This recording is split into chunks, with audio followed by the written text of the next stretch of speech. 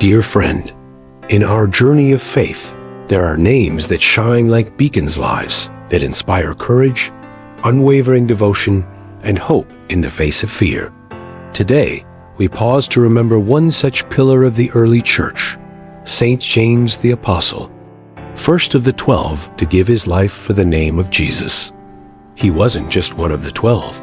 James was one of the chosen 3 alongside Peter and his brother John, who shared the most intimate moments with Christ. From witnessing the transfiguration on the mountaintop to keeping watch and falling asleep in the Garden of Gethsemane, James walked closely with the Lord. James was the son of Zebedee, a fisherman by trade on the Sea of Galilee.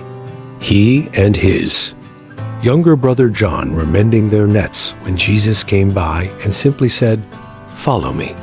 And just like that, they left everything. No hesitation, no second thoughts. They abandoned their boat, their nets, and even their father to follow this man from Nazareth. From that moment forward, James' life was no longer about fishing for fish. It became a mission to fish for souls. He witnessed miracles, sat under the direct teaching of Christ, and experienced glory and grief firsthand. He followed Jesus from the brightness of divine revelation to the shadows of suffering and death. And yet, he never turned back. Jesus gave James and John a nickname, Boanerges, sons of thunder. Why? Because their zeal was fiery, their boldness unmatched. Do you remember the time when a Samaritan village rejected Jesus? James and John turned to their master and asked, "Lord, do you want us to call down fire from heaven to consume them?" They weren't trying to be cruel. They were just fiercely loyal, ready to defend their Lord with everything they had. But Jesus gently corrected them. James had to learn, like we all do, that true power lies not in destruction, but in mercy. Not in vengeance, but in sacrificial love. Through years of walking with Jesus, James matured from a passionate fisherman into a wise apostle.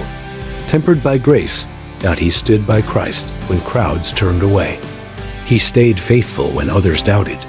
And after Jesus rose from the dead and ascended into heaven, James didn't shrink back into comfort. No, he became a bold witness to the gospel in a hostile world.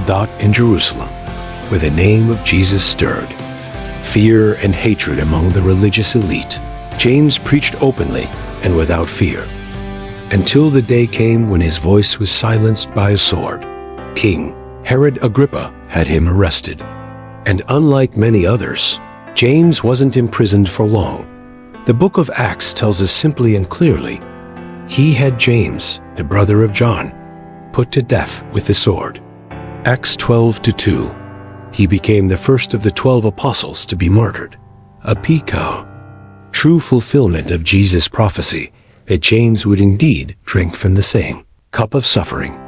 His life was cut short on earth, but not wasted. In his death, James bore witness to a faith worth dying for. Though James died early in the history of the church, his legacy spread far beyond Jerusalem. Tradition holds that before his martyrdom, James traveled to the far reaches of the Roman Empire, to the land we now know as Spain, to proclaim the gospel. It is said he faced rejection and discouragement there. Legend even tells that the Blessed Virgin Mary appeared to him by the river Abril in a moment of great despair, encouraging him not to give up. Today, his name lives on in that land. His relics rest in the great Cathedral of Santiago de Compostela, one of the most visited pilgrimage sites in the world. For over 1,000 years, pilgrims have walked the Camino de Santiago, tracing footsteps of faith across Europe to honor the apostle who brought the gospel to their land. But James' legacy is more than geography or monuments. It is courage. It is the story of an ordinary man with a fierce heart who became extraordinary because he followed Jesus without holding back. When we walk the hard roads of life, when our faith is tested, when we feel rejected or afraid, James reminds us that faith is not about comfort, it's about commitment.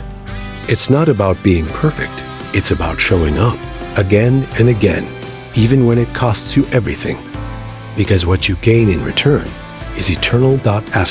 So, what does the life of St. James mean for you? You may not be called to travel across continents or face a sword for your faith, but you are called to follow Christ with the same boldness, the same fire, and the same surrender. James said yes. When Jesus called, he left the boat behind. When others fled, he remained. When his time came, he gave his life not with fear, but with faith.